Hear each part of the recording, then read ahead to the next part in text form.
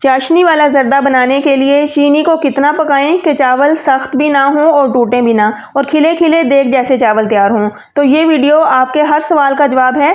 अस्सलाम वालेकुम व्यूअर्स, आज मैं ईद पर बनाया जाने वाला स्पेशल देगी ज़र्दा घर पर बनाने का आसान और नया तरीका शेयर करूंगी।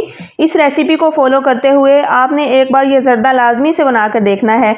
बहुत ही कमाल की रेसिपी है, ना तो चावल टूटते हैं और ना ही अकड़ते हैं, बल्कि एकदम परफेक्ट और टेस्टफुल हमारा ये ज़र्दा तैयार होता है।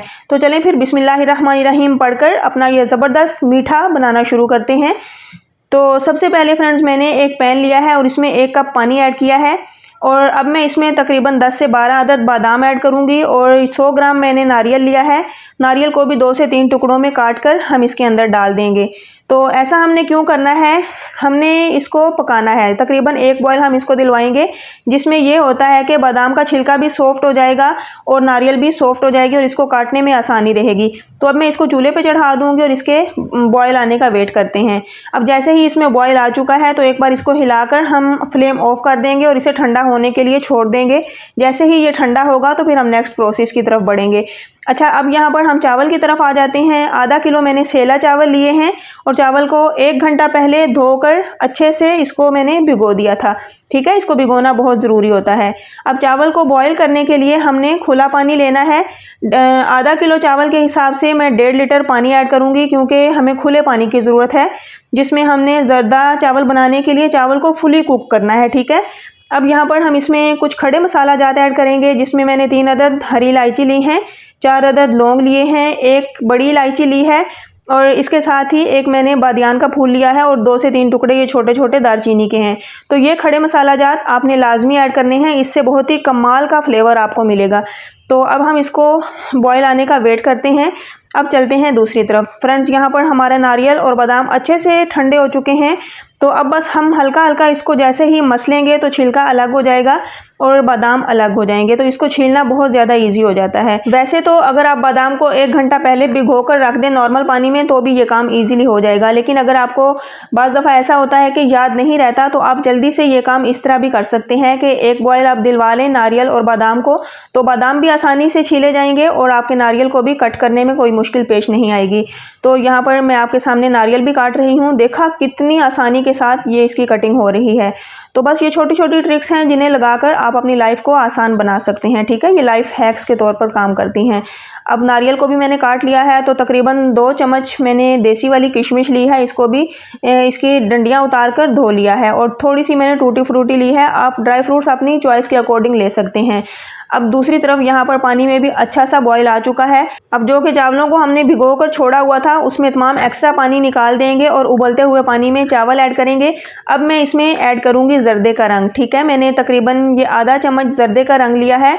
आप अपनी रेसिपी के अकॉर्डिंग, यानी कि जितने आप चावल ले रहे हों उस हिसाब से आप ज़र्दे के कलर की भी क्वांटिटी कम या ज़्यादा कर सकते हैं। तो आधा किलो के हिसाब से यहाँ पर आधा चम्मच बहुत ही परफेक्ट रेशो है ज़र्दे के कलर की। ठीक है, और वैसे ये डिपेंड भी करता है कि कलर की क्वालिटी जो है वो कैसी है। अगर कलर की क्वालिटी बाज़ दफ़ा ऐसी होती है कि आप ज़्यादा भी कलर डाल लें तो कलर अच्छा नहीं आता, लेकिन ये अगर अच्छी क्वालिटी का आप ज़र्दे का कलर लेंगे या कोई भी आप फूड कलर यूज़ कर रहे हो तो अच्छी क्वालिटी का ही यूज़ करें, तो इंशाल्लाह आपका कलर बेस्ट रहेगा। अब यहाँ पर हमने तकरीबन 10 से 12 मिनट इसी तरह 1-2 बार मैंने इसको हिला लिया था और इसको फुली कुक कर लिया है। अच्छा, मैं यहाँ पर आपको एक चीज़ मेंशन कर दूँ कि जब भी आप मीठा तैयार कर रहे हो, मीठे चावल हों, गुड़ वाले हों या फिर ज़र्दा हो, तो आपने उसको फुली कुक करना होता है।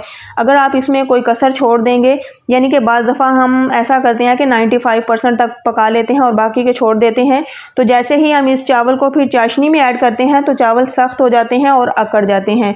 तो आपने इन चीज़ों का ख्याल रखना है कि चावल को आपने फुली कुक करना है। तो चावल को 100% कुक करने के बाद इसको मैंने छान लिया है, तमाम एक्स्ट्रा पानी निकाल लिया है।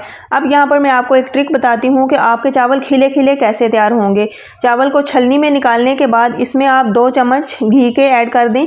तो फ्रेंड्स, मीठा जब आप बना रहे हो ज़र्दा वगैरह तो उसमें आप घी ही यूज़ किया करें, इससे बहुत ही परफेक्ट एक मज़ेदार सा टेस्ट मिलता है आपको। ठीक है, अब यहाँ पर घी इसमें ऐड करने के बाद अच्छे से इसकी मिक्सिंग करेंगे और यहाँ पर आपने परेशान बिल्कुल नहीं होना कि हमने इसको मुकम्मल कुक किया हुआ है तो इस तरह हमारा ज़र्दा ख़राब हो जाएगा या फिर ये टूट जाएंगे, ऐसा बिल्कुल भी नहीं होगा। अच्छा, अब यहाँ पर हमने चावल को भी सेट होने के लिए रख दिया है ताकि हमारे चावल खिले खिले भी बनेंगे और उससे शाइन भी आएगी, जो कि हमने उसमें घी ऐड किया है। अब यहाँ पर चाशनी की तरफ आते हैं। चाशनी बनाने के लिए मैंने तकरीबन आधा कप घी लिया है। जैसे ही घी मेल्ट हो चुका है तो इसमें हम तकरीबन 1/3 कप दूध ऐड करेंगे। मैंने टेट्रा पैक दूध लिया है, आप खुला दूध भी यूज़ कर सकते हैं। अब मैं इसमें दही ऐड करूँगी तकरीबन 4 चम्मच। और यहाँ पर जैसे ही हम दही ऐड करेंगे तो आपने इसकी फ्लेम बिल्कुल दम वाली करनी है और इसको फ़ौरन से हिलाना है तकरीबन 1 मिनट तक। इसी तरह इसको अच्छे से मिक्स करेंगे ताकि दही की फुटकियाँ ना बने, दही का दाना ना बने। अब यहाँ पर इसमें हम चीनी ऐड करेंगे, तो चीनी हमने चावल के हिसाब से डालनी होती है। तो मैंने ½ kg चावल लिए थे, जो कि इस कप के हिसाब से जो कि मैं आपको दिखा रही हूँ 2 कप थे, तो थोड़ा सा मीठा मैंने कम करके डाला है, यानी कि तकरीबन ये मैंने 1.5 कप मीठा इसमें यूज़ किया है। अगर आप मीठा लवर हैं तो आप बराबर का मीठा भी ले सकते हैं, लेकिन उससे फिर ये होगा कि थोड़े से चावल जुड़े जुड़े बनेंगे और ऐसे खिले खिले निखरे निखरे चावल आपके नहीं बनेंगे। तो हमने अब यहाँ पर चावल को परफेक्ट बनाने के लिए शीरा किस तरह बनाना है कि आपने इसमें कोई 1 तार 2 तार वाला शीरा नहीं बनाना, बल्कि आपने सिर्फ चीनी को मेल्ट करना है। बस इतना ही आपने पकाना है कि चीनी इसमें अच्छे से मेल्ट हो जाए। अगर आप इसमें 1 तार या 2 तार वाले शीरे की तरफ जाते हैं तो फिर आपके चावल अकड़ जाएंगे, सख्त हो सकते हैं। ये फिर मेरी गारंटी नहीं है, आप बाद में नहीं कह सकते कि आपने रेसिपी गलत दी है, ठीक है। मैंने यहाँ पर आपको एक परफेक्ट चीज़ बता दी है कि चीनी को सिर्फ आपने मेल्ट करना है। जैसे ही चीनी मेल्ट हो जाएगी तो फिर आपने जो बॉयल करके चावल अलग से निकाल कर रखे हैं तो वो इसमें डाल देने हैं, ठीक है। अब जैसे ही हम इसमें चावल डाल देंगे तो अब हमने हल्के हाथों से इसकी मिक्सिंग करनी है। अब जैसे ही हम इसमें चावल ऐड करेंगे तो इसको आपने बहुत ज़ोर ज़ोर से नहीं हिलाना। यहाँ पर कुछ ट्रिक्स हैं जिन्हें फॉलो करके आपने इस रेसिपी को बनाना है, तो इंशाल्लाह आपका ज़र्दा एकदम परफेक्ट और देगी स्टाइल तैयार होगा। तो जैसे ही हम इसमें चावल ऐड करते हैं तो चावल फ़ौरन से अपना पानी छोड़ देंगे, तो आपने परेशान नहीं होना। मैं आपको दिखाती हूँ कि चावल ने कितना सारा पानी छोड़ दिया है। तो बस जैसे जैसे हम इसको पकाएंगे, इसको हीट मिलेगी तो ये सारा पानी अंदर ही ड्राई होगा। 4 से 5 मिनट आपको यहाँ पर लग सकते हैं। तो जब तक ये पानी ड्राई नहीं होगा आपने चावल को दम नहीं लगाना, बल्कि इसको आपने मुकम्मल खुश्क करना है। तो अब जैसे ही हमारा ये चावल का पानी ड्राई हो चुका है, एक बार मैं आपको इसको हिलाकर दिखाती हूँ। देखा, बिल्कुल ना होने के बराबर जब इसमें पानी रह जाए तो फिर आपने इसमें उस टाइम पे आकर ड्राई फ्रूट्स ऐड करने हैं। अच्छा, मैं यहाँ पर ड्राई फ्रूट्स ऐसे ही डाल रही हूँ। कुछ लोग ड्राई फ्रूट्स को पहले हल्का सा सौते कर लेते हैं तो उससे भी फ्लेवर बहुत अच्छा आ जाता है। तो आप चाहें तो इस तरह भी डाल सकते हैं, ये आपकी चॉइस के ऊपर है, टोटल जिस तरह आपको पसंद हो, ठीक है। अब जैसे ही हमने इसमें ड्राई फ्रूट्स ऐड कर दिए हैं तो इसके अंदर अच्छे से इनको मिक्स कर देंगे ताकि चावल के साथ इनका भी फ्लेवर रच बस जाए और बहुत ही मज़ेदार से हमारे ये जर्दा चावल बनकर रेडी हों। अब हम इसको दम लगाते हैं, तो बिल्कुल दम वाली फ्लेम पे रखेंगे इसको, और ऊपर से ये जो कोई हल्का सा सुराख भी हो ढक्कन में तो उसको भी आप ढक दें ताकि स्टीम बाहर ना निकले। तो कोई हल्का वेट भी आप इस ढक्कन के ऊपर रख सकते हैं ताकि स्टीम बिल्कुल भी बाहर ना निकले। जितना अच्छा दम लगेगा चावल उतने ही मज़ेदार बनकर रेडी होंगे।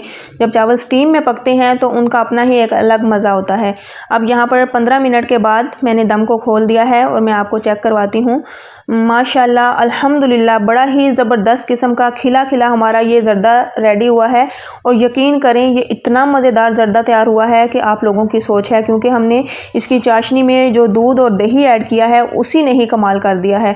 उसी से ही इतना ज़बरदस्त इसका फ्लेवर बना है कि एक बार तो ये मस्ट ट्राई वाली रेसिपी है। आपने इसको लाजमी से ट्राई करना है और फिर अपना फीडबैक मुझे लाजमी देना है कि आपको मेरी ज़र्दा चावल की ये रेसिपी कैसी लगी। फ्रेंड्स, मैं कहती हूँ कि अगर आप इस रेसिपी को एक बार बनाएंगे तो यकीन करें आप इसी के ही दीवाने हो जाएंगे। आप हर त्यौहार, ईद हो या फिर कोई भी इवेंट हो, आप इसी रेसिपी को फॉलो करते हुए ये ज़र्दा ही बनाना पसंद करेंगे। तो मुझे तो ये ज़र्दा बहुत ज़्यादा पसंद आया और मेरे घर वालों ने बहुत ही तारीफ़ें की और इसको बहुत ही मज़े ले लेकर खाया। तो अगर आप इस रेसिपी को फॉलो करते हैं तो आप भी अपना फीडबैक मेरे साथ लाजमी से शेयर कीजिएगा। रेसिपी पसंद आए तो वीडियो को लाइक करें और इसे आगे शेयर कर दें।